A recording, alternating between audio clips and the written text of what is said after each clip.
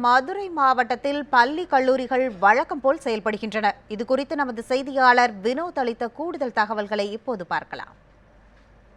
திடீர் உடல்நலவு குறைவு காரணமாக தமிழக முதல்வருக்கு சென்னையில் உள்ள அப்போலோ மருத்துவமனையில் சிறப்பு சிகிச்சைகள் அளிக்கப்பட்டு வரும் சூழ்நிலையில் மதுரை மாவட்டத்தில் மக்களின் அன்றாட வாழ்க்கை சிறிதளவே பாதிக்கப்பட்டுள்ளது. இன்று காலை முதலே மாநகர பேருந்துகள் தொடர்ச்சியாக இயக்கப்பட்டு வருவதால் மக்கள் அலுவலகம் செல்லவும் பள்ளி கல்லூரிகள் செல்லவும் போக்குவரத்து சீராக உள்ளது. மேலும் இன்று காலை முதலே சிறு குழப்பம் நிலவியது. அதாவது பள்ளி கல்லூரிகள் இன்று வழக்கம் போல செயல்படுமா என்று.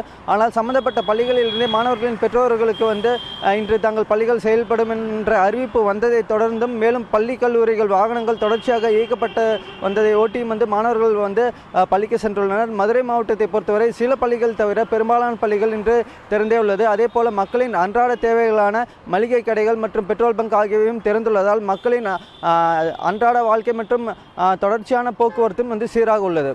ஒளிப்பதிவாளர் விஸ்வநாதனுடன் வினோத், நியூஸ் 7 தமிழ், மதுரை.